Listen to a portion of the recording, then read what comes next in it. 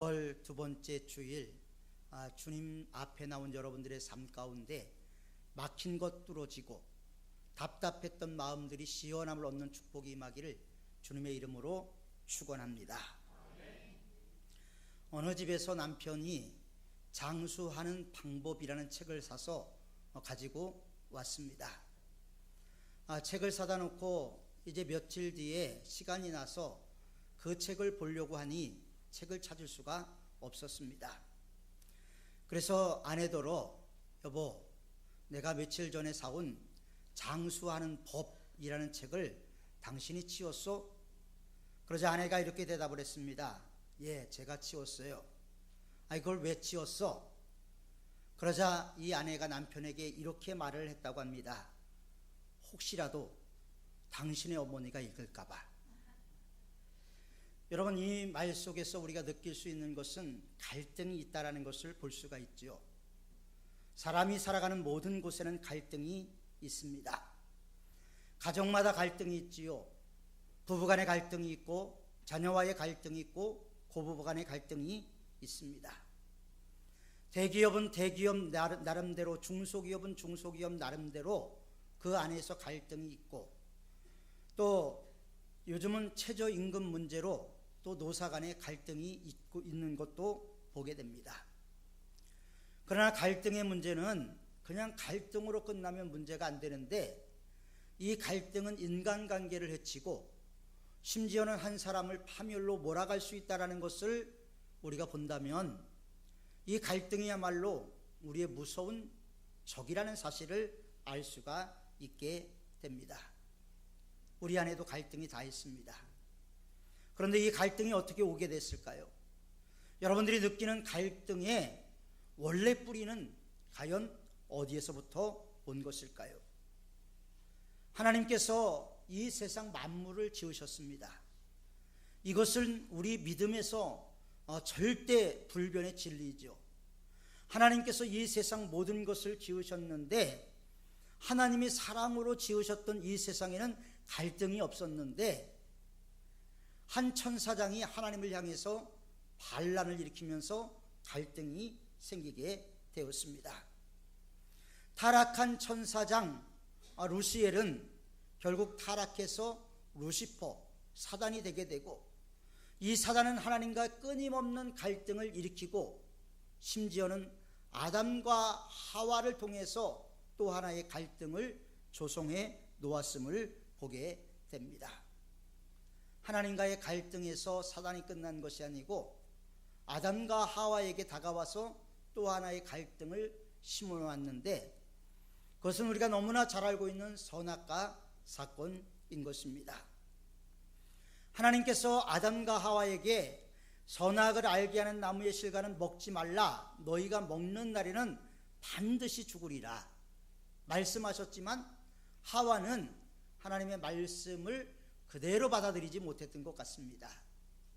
그래서 그는 하나님이 모든 것을 먹을 수 있지만 동산 중앙에 있는 나무의 열매는 먹지도 말고 만지지도 말라, 하나님의 말씀을 섞어버리죠. 여러분, 하나님의 말씀은 피로 쓰여진 것이죠. 구약 성경은 짐승의 피로 쓰여졌고 신약 성경은 예수 그리스도의 피로 쓰여진 것이 성경입니다. 그런데 피로 쓰여진 성경에 물을 섞어버리면 선명도가 약해지게 되고 하나님의 말씀의 본래의 의도는 왜곡돼서 들어올 수밖에 없게 되겠죠. 하와가 바로 하나님의 말씀에 물을 섞고 왜곡을 시켰습니다.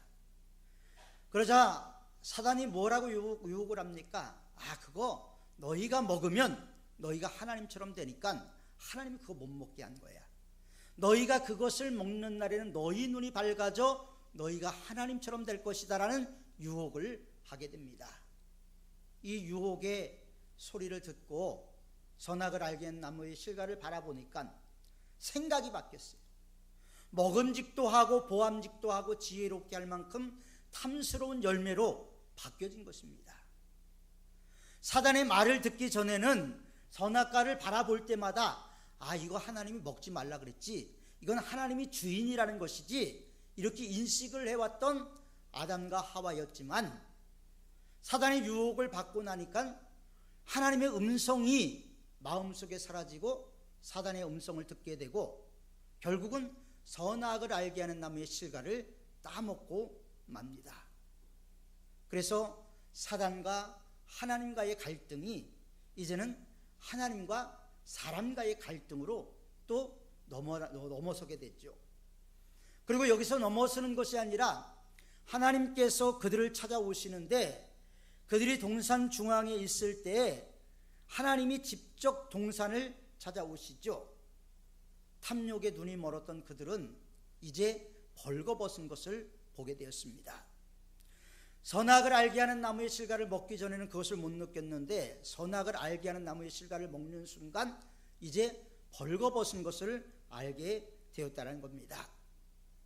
선악을 알게 하는 나무의 실과가 그 열매가 중요한 것이 아니라 하나님을 하나님되게, 하나님을 하나님으로 섬기기 위한 기준이요 다림줄이었지만 하와는 그것을 무시하고 넘지 말아야 될 선을 넘고 결국은 벌거벗은 수치를 깨닫게 되었습니다. 벌거벗었다는 것은 무엇입니까? 수치감을 느끼게 되었다는 것입니다. 그때부터 양심은 우리를 고발하지요. 양심은 우리를 고발하고 우리가 죄를 지었을 때 때로는 심장이 뛰기도 하고 어느 때는 밤에 잠을 이루지 못하고 두려움에 떨기도 합니다. 우리 양심의 고발이 있는 것입니다. 하나님의 사랑을 거역했던 인류는 또 하나님과 갈등 관계가 되어버리고 말았지요. 그런데 하나님과의 갈등으로 끝나는 것이 아니라 또 부부관계의 갈등으로 이어집니다. 하나님께서 아담과 하와를 찾아왔을 때 아담아 내가 왜 이렇게 했느냐 물었을 때 아담이 한 말이 뭐예요? 하나님이 주셔서 함께한 저 여자 때문에 책임을 전가하면서 부부간의 갈등이 생기게 됐어요. 선악과를 먹기 전에 아담이 하와를 봤더니 내 뼈 중에 뼈요 살 중에 살이라 이렇게 고백했던 그 고백의 순간이 다 사라져버리고 하나님이 주셔서 나와 함께한 저 여자 때문에 부부관계의 갈등이 오기 시작을 했습니다. 부부관계의 갈등으로 또 끝났나요? 하와에게 내가 왜 이렇게 했느냐? 그랬을 때 하와가 대답하기를 뱀이 나를 꼬임으로 그렇게 했습니다. 부부관계를 넘어서서 자연과 사람 간의 관계에서도 갈등이 생기게 되었음을 볼 수가 있게 되는 것이죠. 인류 역사는 이렇게 시작된 갈등을 끊임없이 유지하면서 지금까지 왔습니다. 그리고 아담과 하와는 에덴 동산에서 쫓겨나게 되죠. 그리고 그의 근본된 토지를 가는데 이제 둘이 자녀를 낳았는데 첫 번째 아들은 가인이고 두 번째 아들은 아벨이죠. 그리고 이들은 성장하면서 하나님께 제사를 드렸습니다. 아벨은 양과 그의 첫 새끼로 하나님께 제사를 드렸고 가인은 하나님께 곡식으로 제사를 드렸습니다.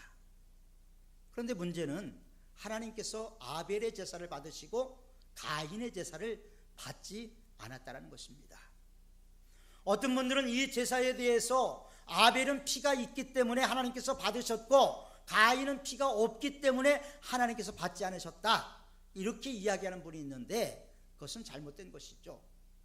왜냐하면 하나님께 드리는 5가지 제사 중에 피로만 드리는 제사만 있었던 것이 아니고 두 번째 소제는 곡식으로 드리는 제사가 있었기 때문입니다. 그러니까 문제는 뭐냐? 왜 이런 문제들이 생겨났느냐? 바로 둘의 갈등이 하나님이 받는 예배를 드렸느냐 받지 않는 예배를 드렸느냐에 있었다는 것입니다. 이 갈등은 나중에 그 형이 동생을 쳐 죽임으로 또 다른 비극을 만들어내고 말았습니다. 여러분, 하나님과 사단과에 있었던 이 갈등이 하나님과 인간의 갈등으로 이어지고 이제 부부의 갈등으로 이어지고 자연과의 갈등으로 이어지고 이제는 자녀들 관계에서까지도 갈등으로 이루어지게 됐음을 볼 수가 있습니다. 히브리서 기자는 재물의 문제가 아니라 제사자의 제주의 문제가 있었다라고 이야기를 하고 있습니다. 하나님이 기뻐하실 만한 예배, 하나님께서 은혜를 부어주실 만한 예배의 자리로 나가야 됐음에도 불구하고 남을 인식하고 하나님을 바라보지 못하는 예배를 드릴 때 우리의 예배도 가인의 예배가 될 수 있다는 것을 우리는 분명히 알아야 하는 것입니다. 이런 끊임없는 갈등은 이제 우리들의 마음속에 폭풍우처럼 일어나게 됩니다. 그래서 개인과 개인, 또 국가와 국가, 집단과 집단, 종교와 종교, 이런 끊임없는 갈등으로 이루어지게 되는데, 여러분, 이 갈등을 극복하는 비결이 뭡니까? 우리 인류 역사에 보면 이 갈등을 해결할 수 있는 방법은 힘으로 제압을 하는 것이었습니다. 약자는 늘 피해를 받기 때문에 강자에 대한 적대감을 갖고 있지요. 언젠가 뉴욕 신문에 나왔던 이 일화입니다. 어느 회사 사장님이 직원들의 불만이 많으니까 자기 크기의 인형을 만들어서 직원들에게 그렇게 이야기를 했다는 거예요. 누구든지 나한테 불만이 있거나 화가 나는 일이 있다면 나를 대신해서 이 인형을 몰래 와서 때리고 가라고. 그런데 문제는 뭐냐면 일주일이 됐는데 이 인형이 다 망가져버리고 말았다는 겁니다. 그만큼 갈등이 고조가 돼 있다는 거죠. 이 갈등을 해결할 수 있는 비결은 힘과 힘의 대결, 그래서 힘이 센 자가 약한 자를 누림으로 이루어지는 것이 아니죠. 로마의 평화가 왜 로마의 평화입니까? 무력으로 제압한 평화이기 때문에 팍스 로마나는 올바른 평화라고 이야기할 수가 없는 것이죠. 힘의 세력에 의해서 약소국을 눌렀기 때문입니다. 그런데 2000년 전에 유대 베들레헴에 예수 그리스도께서 하나님이시지만 사람이 되어서 이 땅에 오셨습니다. 역사를 초월하신 분이 역사 속으로 돌아왔어요. 시간을 초월하신 분이 시간 속에 들어왔어요. 하나님이신 그분이 사람이 되었다라는 것입니다. 그리고 그분은 그 갈등을 해결하기 위해서 스스로 십자가의 길로 나가셨고 십자가를 지시는 일을 감당을 하셨습니다. 온몸이 찢기고 피 흘림으로 말미암아 이 갈등의 문제를 해결하려고 노력을 했습니다. 예수님께서 우리에게 보여주신 정신은 뭡니까? 용서와 화해와 사랑인 것입니다. 예수님께서 채찍질 당하시고 예수님께서 살이 찢기시고 예수님께서 머리에 가시관을 쓰시고 이 모든 것을 왜 감당을 하셔야 됐을까? 갈등을 끝내기 위해서인 것입니다.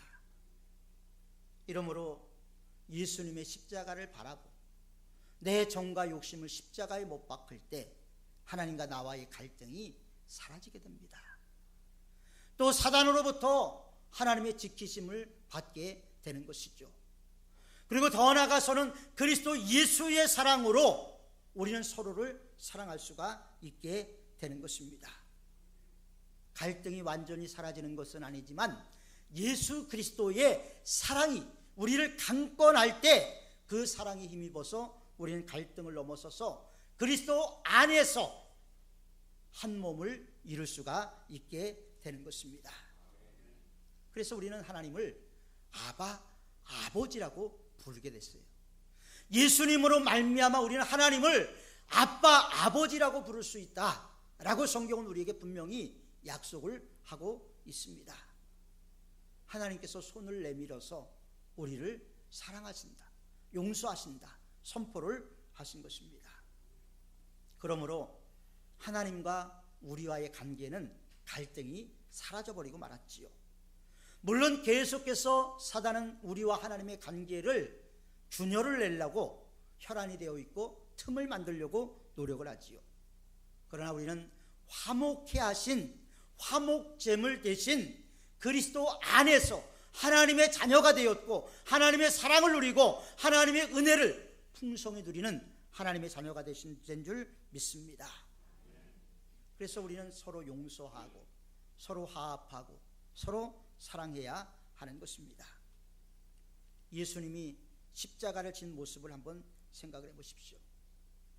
예수님이 왜 십자가를 지셔야만 했을까요? 12영도 더 되는 천사를 동원할 수 있었던 만왕의 왕이셨던 예수님, 하나님이셨던 예수님, 2000명의 군대 귀신도 물리쳤던, 말 한마디로 물리쳤던 예수님, 그 예수님이 왜 십자가를 져야만 했을까? 예수님이 십자가를 지신 목적을 너무나 잘 알고 있었던 사도 바울은 갈라디아에서 이렇게 고백을 합니다. 내가 그리스도와 함께 십자가에 못 박혔나니 그런즉 이제는 내가 사는 것이 아니요 내 안에 그리스도께서 사시는 것이라. 여러분, 진정으로 우리가 그리스도 예수와 함께 십자가에 못 박힐 때 내 안에 내가 사는 것이 아니요 그리스도 예수께서 사시게 되는 줄 믿습니다. 그 예수님이 나를 지배하고 나를 통치하고 내 안에서 나의 주인이 될 때 나의 삶이 분명히 바뀌게 되는 것입니다. 갈등을 넘어서서 화해와 용서의 사람이 될 수가 있게 되는 것입니다. 여러분, 사람과 사람 사이에 갈등이 있습니까? 십자가에 못 박으십시오. 사도 바울처럼 다 못을 박아요. 그러면 자기를 때리는 자도 용서할 수 있고, 자기를 모욕하는 자도 용서할 수 있고, 자기를 십자가에 못 박는 자들에게 아버지여 저들의 죄를 용서하여 주옵소서 이렇게 기도할 수 있게 될 줄 믿습니다. 왜냐하면 그리스도 예수의 피가 우리 안에 넘칠 때 우리는 그리스도 예수의 사람으로 변화되지 않을 수가 없는 것입니다. 여러분들의 죄 때문에 살이 찢기신 예수님, 손목에 굵은 대못이 이 맨살을 뚫고 들어갔을 때 예수님의 고통이 어땠을까요? 다리에 예수님을 향해서 못 박는 그 고통은 얼마나 끔찍했을까요? 머리에 가시관에서 찌르는 그 찔림은 또 예수님을 얼마나 고통스럽게 했을까요? 채찍에 맞아서 등이 다 찢어지고 상처투성이가 된 예수님의 몸은 과연 어땠을까요? 예수님의 십자가를 생각해 보면 우리는 용서할 수 있습니다. 화목할 수가 있습니다. 나를 위해서 그렇게 죽으신 예수님을 바라볼 때, 그 예수님을 묵상할 때, 그 예수님을 상상할 때 그 안에 하나님의 은혜가 임하게 되고 형제 자매의 가시를 용서할 수가 있게 되는 것입니다. 문제는 용서하지 못하는 데 있죠. 왜 용서를 못합니까? 내 안에 그리스도의 영이 없기 때문에 그래요. 남을 미워하고 남을 시기하고 남을 모해하고 남이 한 소문에 살을 붙여서 남에게 전달하는 것은 이미 내 안에 예수님이 없다라는 증거를 스스로 보여주고 있는 것입니다. 예수의 사람은 성경이 뭐라고 말씀하고 있습니까? 원수까지도 사랑하는 사람이라고 분명히 말씀을 하고 있습니다. 여러분, 우리 자신들을 뒤돌아보십시오. 인간관계에서 얼마나 많은 상처를 받았습니까? 부부관계에서, 또 자녀와의 관계에서, 또 이웃과의 관계에서, 또 직장과의 관계에서 얼마나 많은 상처들을 받고 지금까지 살아오셨습니까? 우리가 겉으로는 멀쩡한 것 같지만 여기 계신 모든 분들의 마음속에는 차마 말 못할 아픔과 상처와 고통들이 다 있을 것입니다. 여러분, 그것을 여러분들의 마음속에 계속 가지고 살겠습니까? 아니면 그 모든 것을 예수 그리스도와 함께 십자가에 못 박겠습니까? 여러분, 우리가 예수님과 함께 십자가에 못 박힐 때 내가 죽고 내 안에 예수님께서 사시는 것이기 때문에 그 고통을 넘어서서 우리는 평안과 자유함을 누릴 수가 있게 되는 것입니다. 그래서 수고하고 무거운 짐진 자들아 다 내게로 오라. 먼저 말씀을 드렸죠. 예수님과 함께 멍에를 매야 된다. 예수님과 함께 멍에를 매는 것은 무엇입니까? 내가 힘없고 연약하고 부족하니까 예수님이 내 멍에를 대신 감당해주고 내 멍에를 가볍게 만들어주는 것을 이야기하는 것이죠. 이 세상은 끊임없이 자기중심적입니다. 자기 생각 중심적입니다. 자기 욕심을 내세우는 사회입니다. 그렇기 때문에 이 세상의 갈등의 골은 점점 깊어지면 깊어질지 좁아지지 않습니다. 그래서 우리에게 예수님이 필요한 거예요. 그래서 예수님이 필요한 것입니다. 이 예수님이 우리들의 마음속에 오셔서 우리들의 모든 이 골 깊은 갈등들을 치유하시고 해결시켜 주시고 깨끗하게 씻어 주시는 것입니다. 그것은 바로 십자가를 통해서 예수님께서 이루신 기적인 것입니다. 꽤 오래전의 일이었습니다. 뉴스에서 들은 얘기예요. 운전하는 운전자가 있었습니다. 옆에 있는 차와 서로 속도 경쟁이 붙게 되었습니다. 갈등이 생겼어요. 서로 누가 빨리 가느냐 시합이 되고 말았습니다. 그러다가 신호등 앞에 둘이 멈춰 섰는데 한 사람이 내려서 상대방 차에 운전자를 흉기로 찌른 사건이 있었습니다. 여러분, 이게 우리 사회의 단편적인 모습이죠. 그러나 그리스도 예수의 마음을 가지면 어떻게 돼요? 저분이 급한 일이 있나 보다, 저분이 바쁜가 보다, 약속에 늦었나 보다, 이런 마음을 갖게 되고 좀 비켜주면 서로가 화해가 되는 것이죠. 이 사회는 끊임없는 갈등을 불러일으키지만 그리스도 예수의 마음을 갖고 있는 사람들은 이 갈등을 화해로 바꾸게 되는 것입니다. 인간 갈등의 문제는 어제나 오늘이나 여전히 있습니다. 이는 인류가 존재한 순간부터 지금까지 끊임없이 내려오는 재앙입니다. 기독교 복음이 왜 위대합니까? 바로 십자가에서 이 모든 것을 해결했기 때문입니다. 예수님이 여러분들의 죄를 위해서 십자가에 못 박았는데 여러분들이 주위에 있는 사람이 나에게 잘못한 것을 무엇을 용서 못 하시겠습니까? 예수님이 십자가에서 당한 고통만큼 여러분들이 그 고통을 당해보신 적이 있습니까? 그래서 우리가 십자가에 못 박혀야 되는 거예요. 예수님을 바라봐야 하는 것입니다. 이웃을 용서하고 이웃과 함께 사랑과 화해를 베풀 수 있는 것, 갈등이 사라지는 것은 예수의 사람들만이 가능한 줄 믿습니다. 아까 말씀드린 것처럼 사도 바울은 그래서 다시 한번 강조하지만 내가 그리스도와 함께 십자가에 못 박혔나니, 여러분 이 시간 예수 그리스도와 함께 십자가에 못 박힌 여러분들이 되시길 바랍니다. 그리고 이제는 내 안에 그리스도께서 사시는 여러분들이 되시기를 바랍니다. 예수님이 십자가에 달렸으니 나도 십자가에 달려야지. 이런 마음을 갖고 나갈 때 우리는 화해의 사람이 되고 용서의 사람이 되고 은혜의 사람이 되고 균열과 갈등을 메워주는 하나됨을 만드는 하나님의 자녀들이 되게 되는 줄 믿습니다. 들은 것으로 끝나는 것이 아니라 진정 예수님과 함께 십자가에 못 박히고 예수 그리스도의 십자가의 고난을 깊이 묵상함으로 우리 안에 예수님께서 살아계시고 예수님께서 역사하시고 예수님께서 화평케 하시는 것을 여러분 스스로가 느끼기를 주님의 이름으로 다시 한번 축원을 드립니다. 기도하겠습니다. 사랑과 은혜가 풍성하신 아버지 하나님, 인류 역사상 사람과 사람 사이엔 끊임없는 갈등들이 있었습니다.